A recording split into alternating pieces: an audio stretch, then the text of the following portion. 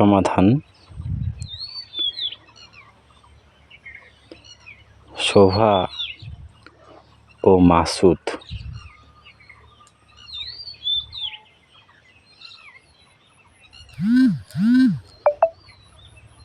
দুজনে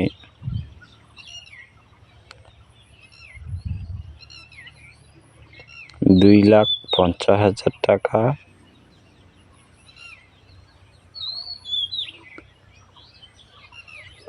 গাড়ি কিনে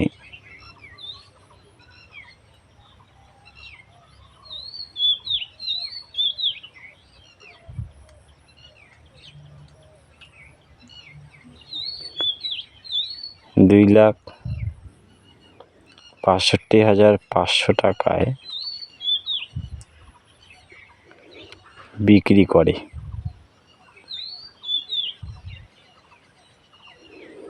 তাদের লাভ হয়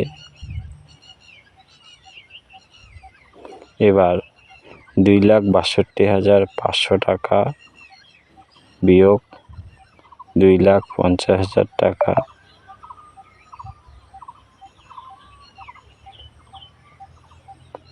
সমান বিয়োগ করে যা আসবে সেটা হচ্ছে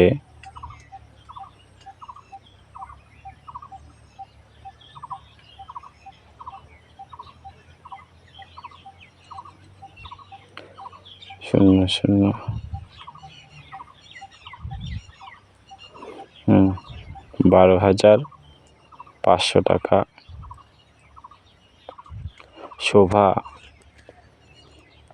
মাসুদের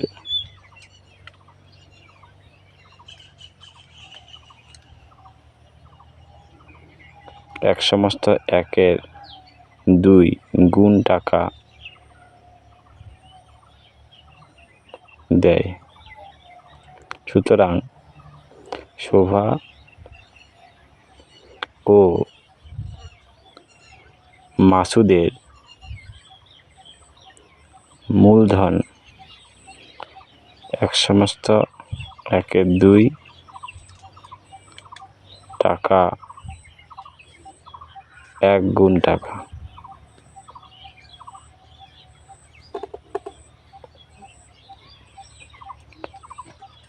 শোভা ও মাসুদের মূলধনের অনুপাত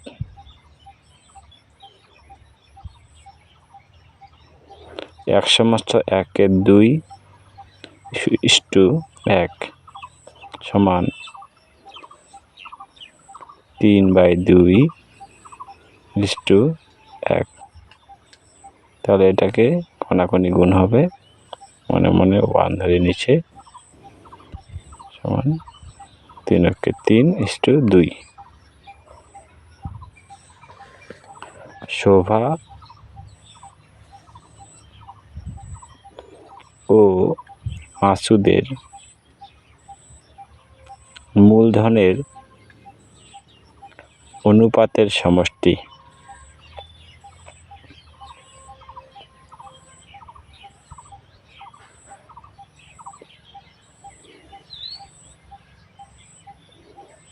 তিন যোগ 2 সমান 5। সুতরাং শোভা ও মাসুদের মূলধনের আনুপাতিক ভাগাহার, শোভার আনুপাতিক ভাগাহার 3/5 এবং মাসুদের মূলধনের আনুপাতিক ভাগাহার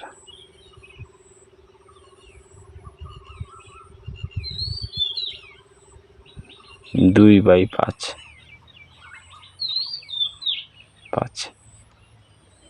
সুতরাং তাদের লাভ হয়েছে $12,500 থেকে শোভা পাবে 3/5 গুণ 12,500, কাটাকাটি আসলো 2500 সমান 7,500 টাকা। এবং 12,500 টাকা থেকে মাসুদ পাবে 2/5 গুণ 12,500, কাটাকাটি একইভাবে আসলো 5,000 টাকা। শোভা পাবে 7,500, মাসুদ পাবে 5,000 টাকা।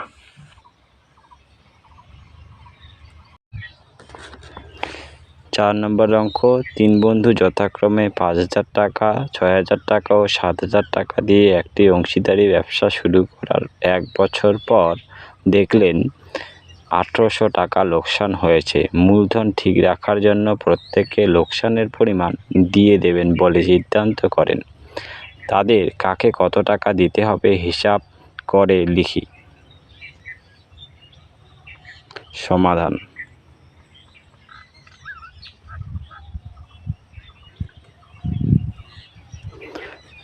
3 বন্ধু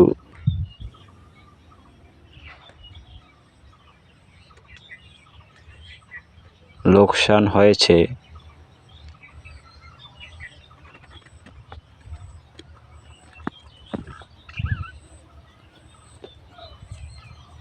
1,800 টাকা।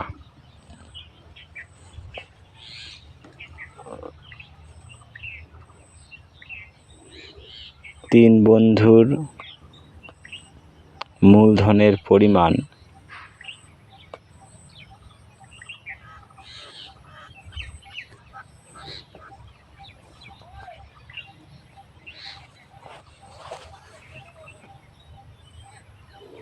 5,000 টাকা,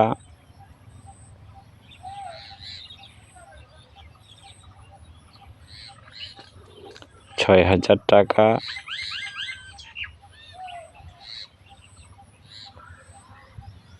ও 7,000 টাকা।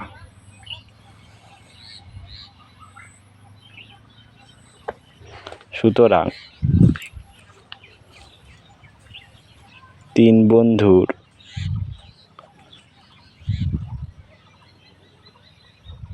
মূলধনের অনুপাত 5,000:6,000:7,000। এখান থেকে 3টা শূন্য বাদ দিলে 5, 6 আর 7। 3 বন্ধুর মূলধনের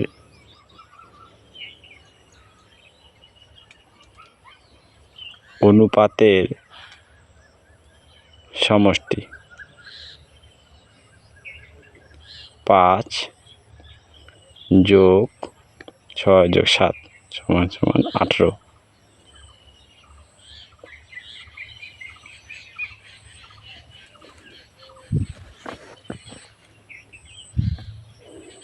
প্রথম বন্ধুর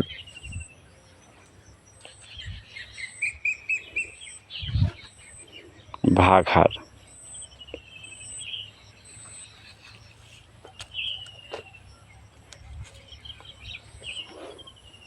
5/18।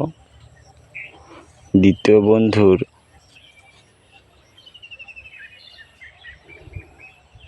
ভাগহার 6/18। এবং তৃতীয় বন্ধুর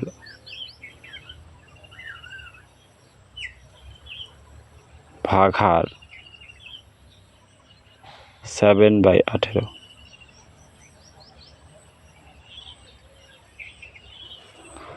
লোকসান 1,800 টাকা। লোকসান থেকে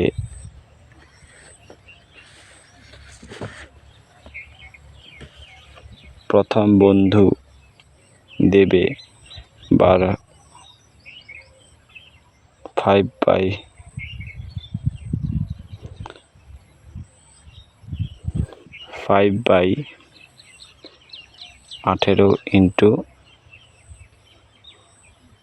1800 টাকা। কাটাকাটি থাকলো 100, 500 টাকা।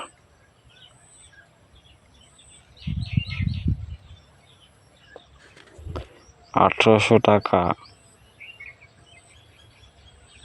লোকসান থেকে দ্বিতীয় বন্ধু দেবে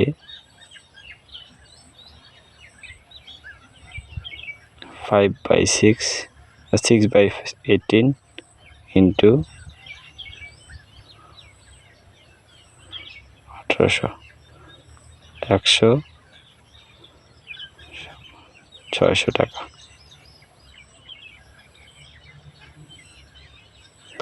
$1800 টাকা থেকে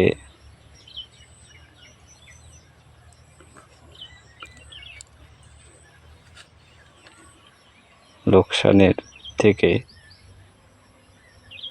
তৃতীয় বন্ধু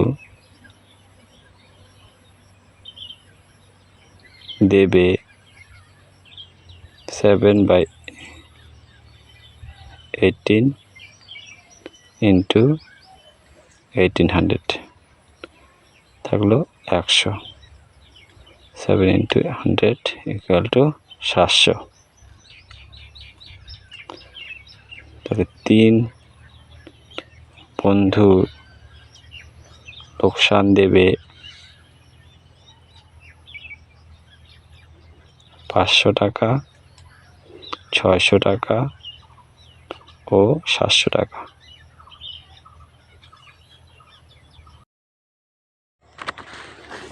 দীপু, রাবেয়া। 5 নম্বরের অঙ্ক, দীপু, রাবেয়া ও মেঘা যথাক্রমে 6,500 টাকা, 5,200 টাকা ও 9,100 টাকা মূলধন নিয়ে একটি ছোট ব্যবসা শুরু করলো ও ঠিক 1 বছর পর 14,400 টাকা লাভ হলো। ওই লাভের 2/3 অংশ তারা সমান ভাগে এবং বাকি অংশ মূলধনের অনুপাতে ভাগ করে নিলে কে কত টাকা লাভ্যাংশ পাবে নির্ণয় করি। সমাধান।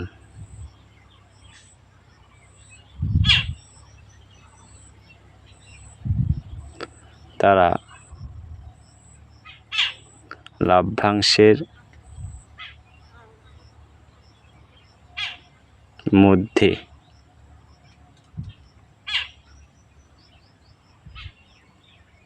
থেকে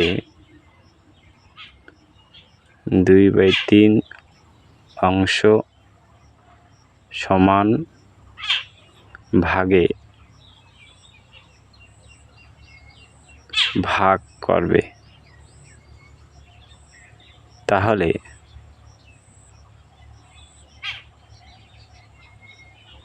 2/3 গুণ 14,400,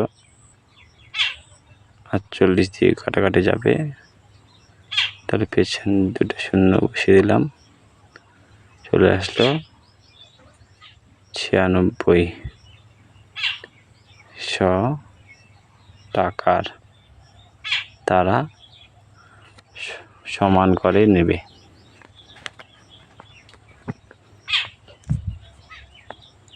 তাহলে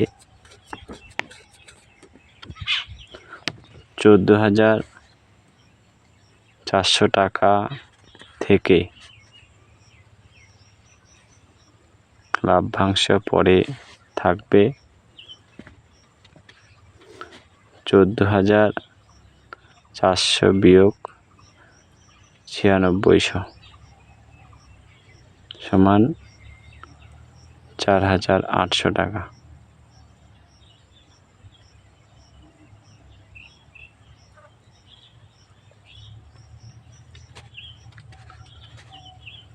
তাহলে তাদের মূলধনের অনুপাত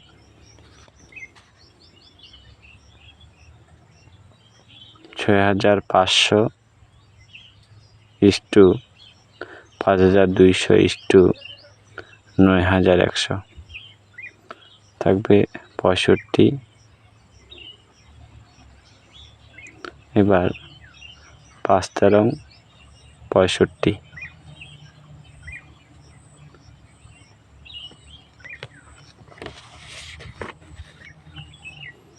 আর 4 তেরং 52, আর 7 তেরং 91। তাদের মূলধনের অনুপাতের সমষ্টি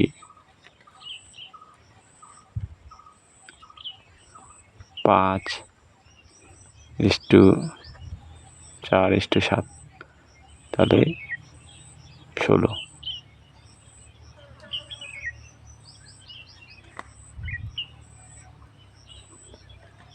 দীপুর মূলধনের আনুপাতিক ভাগহার 5/16।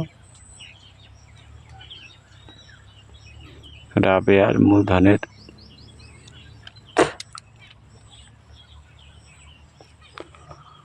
আনুপাতিক ভাগহার 4/16, আর মেঘার মূলধনের আনুপাতিক ভাগহার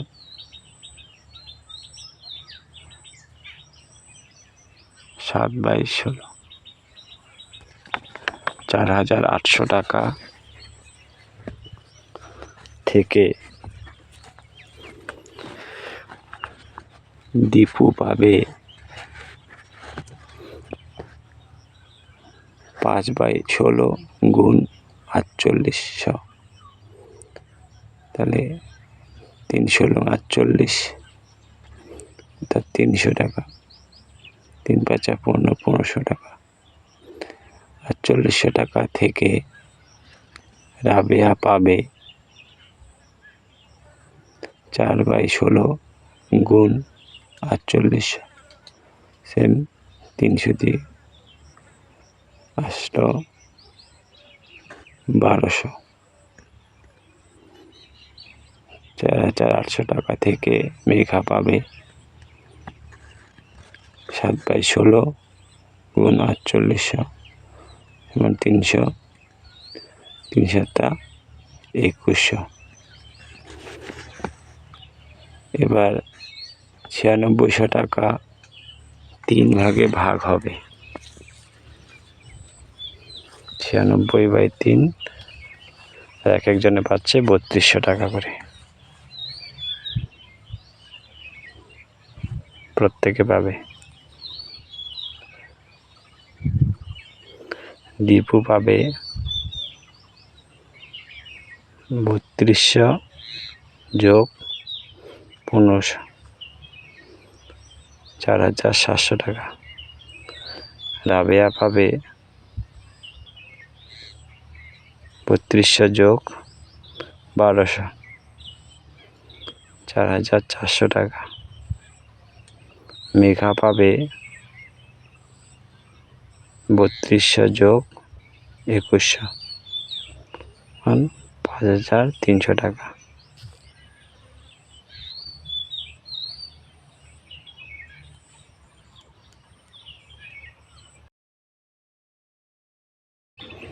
Thank you for watching.